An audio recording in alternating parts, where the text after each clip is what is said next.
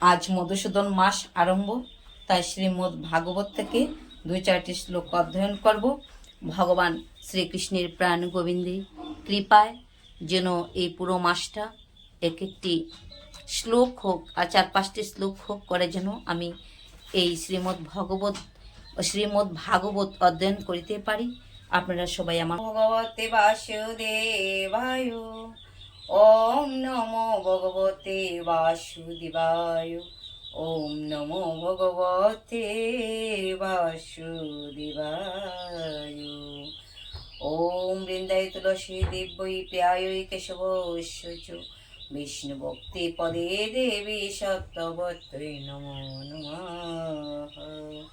শ্রীরূপ শ্রী সনাতন ভট্ট রঘুনাথ, শ্রীজীব গোপাল ভট্ট দাস রঘুনাথ।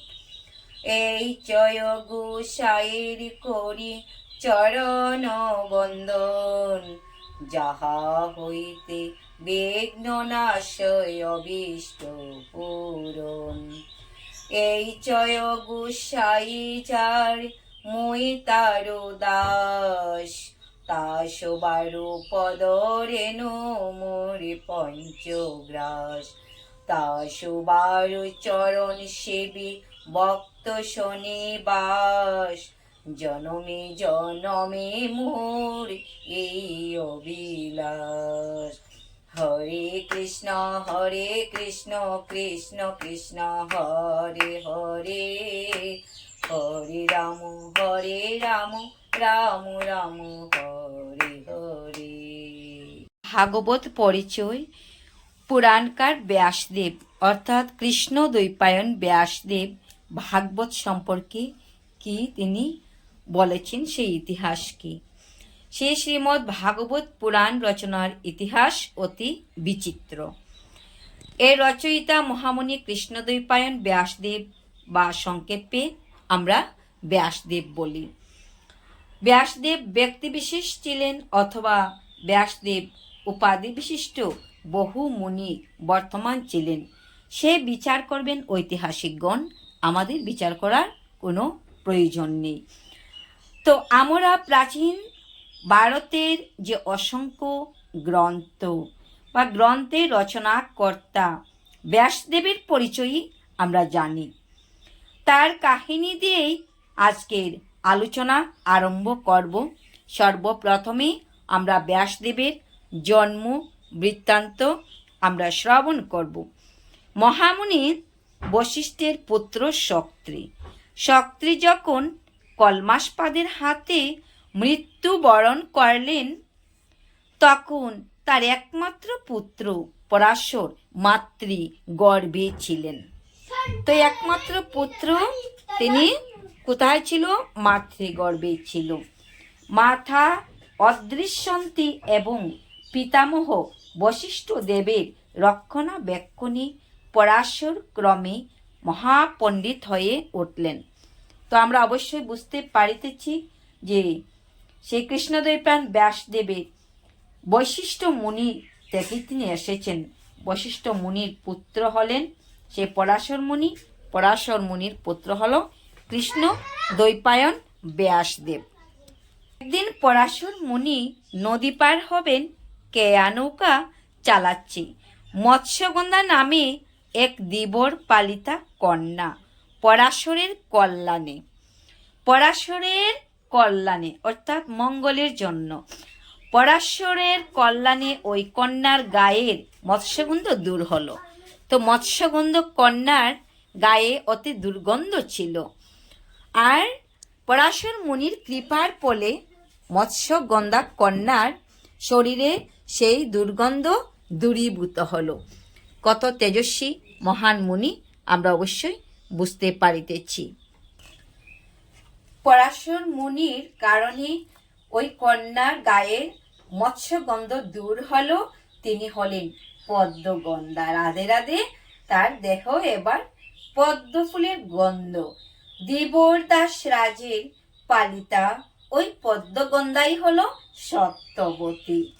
পরবর্তীকালে হস্তিনা রাজ শান্তনু রাজা এই সত্যবতীকেই বিয়ে করেছিলেন। যাই হোক, সত্যবতীর কুমারীকালে পরাশরের ঔরসে তার গর্ভে যমুনার মধ্যবর্তী এক দ্বীপে এক পুত্রের জন্ম হয়। এক দ্বীপের মধ্যে পুত্রের জন্ম হয়, পুত্রের নাম রাখা হলো কৃষ্ণ। আর দ্বীপে জন্মগ্রহণ করেছেন বলে ওনার নাম হলো কৃষ্ণ। আর বেদকে বিভাগ করার ফলে বেদকে তিনি 4 ভাগে ভাগ করেছেন। সেই বেদ হলো 4 প্রকার: ঋগ্বেদ, সামবেদ, যজুর্বেদ, অথর্ববেদ। বেদকে ভাগ করার জন্য ওনার নাম হলো দ্বৈপায়ন। তাই ওনার নাম হলো কৃষ্ণ দ্বৈপায়ন ব্যাসদেব, যিনি আমাদিগকে এই মহাভারত অমল পুরাণ দান করেছেন, শ্রীমদ্ ভগবদ গীতা দান করেছেন ইত্যাদি 18 উপনিষদ। তিনি গ্রন্থ 18 পুরাণ, 19 উপনিষদ দান করেছেন জীবের কল্যাণের জন্য, সকল জীবের মঙ্গলের জন্য।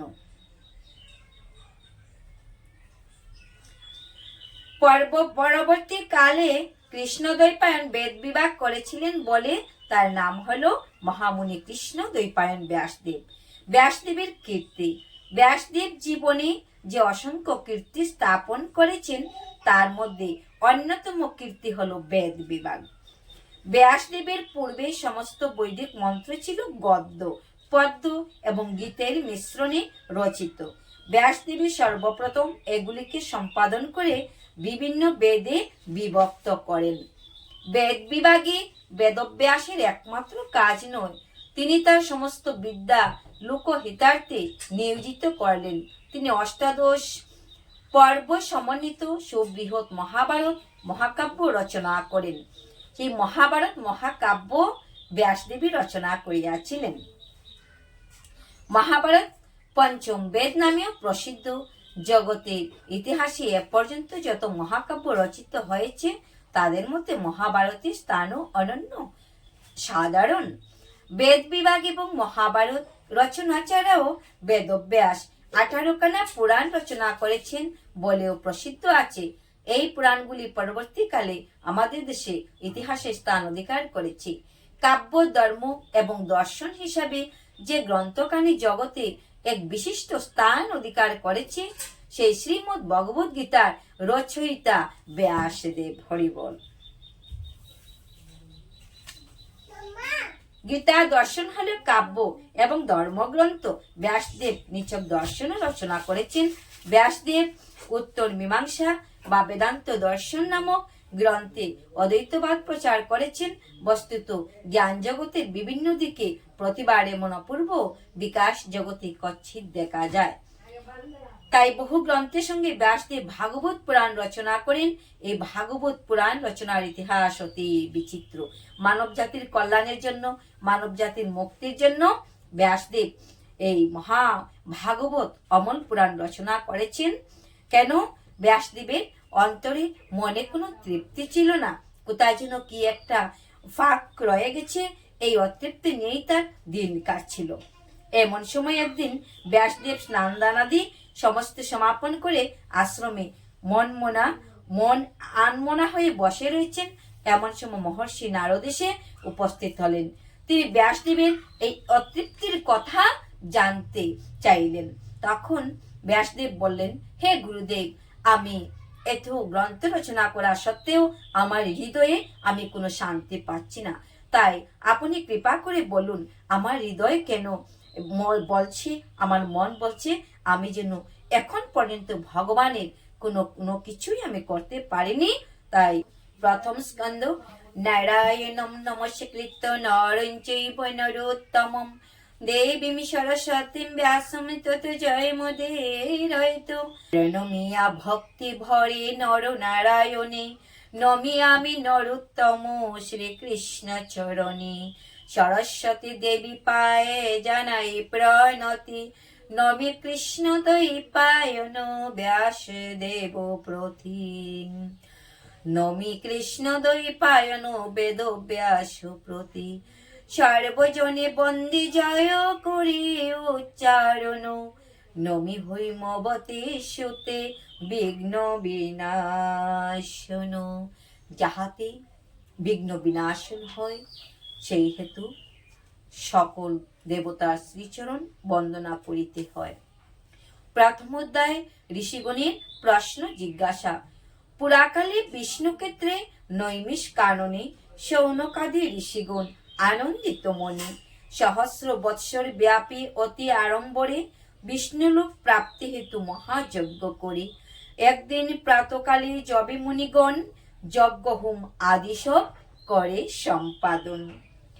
উগ্রশ্রবা মহারিষি সুত মহাশয় উপনীত হইলেন এমন সময়। সুতেরে হেরিয়া সেতা যত মুনিগণ আনন্দিত হয়ে তারে করে সম্ভাষণ। হে অনগু, সর্বশাস্ত্রে তুমি সুবিদ্বান, পড়িয়াছ নানাবিধ বেদ ও পুরাণ। কোন শাস্ত্র তব কাছে অবদিত নাই, অনেকের কাছে ব্যাখ্যা করিয়াছি তাই।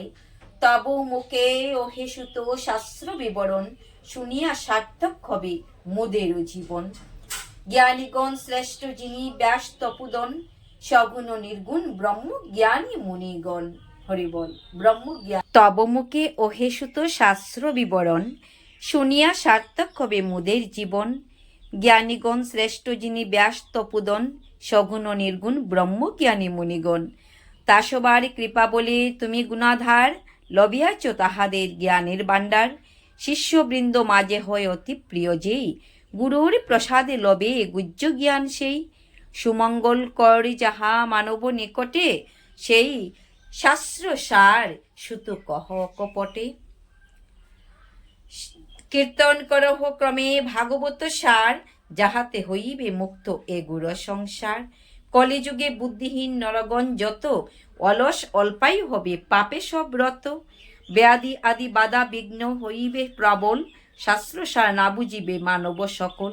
শাস্ত্রের লিখিত যত পুণ্য কর্মচয়, যত পুণ্য কর্মচয় করিতে অক্ষম হবে নর সমুদয়।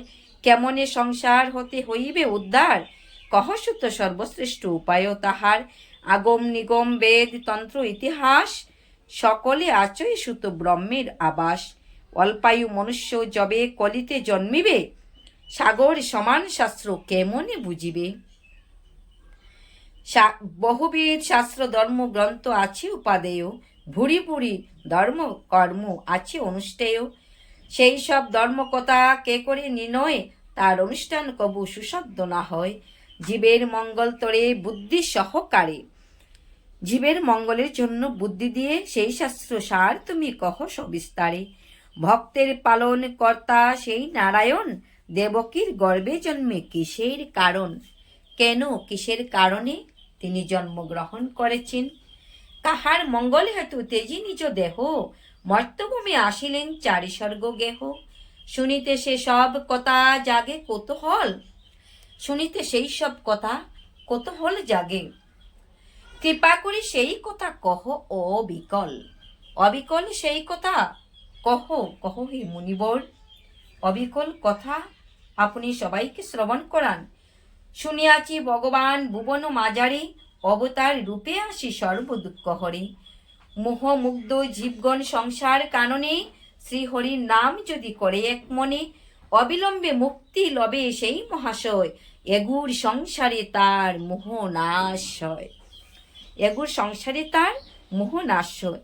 একবার কৃষ্ণ নাম করি উচ্চারণ, সর্ব পাপে লবে মুক্তি নিশ্চিত সে জন। ভবের বন্ধন তার ছিন্ন হয়ে যায়, অবিলম্বে সেই নর মুক্তি পথ পায়। হরে কৃষ্ণ, রাধে রাধে।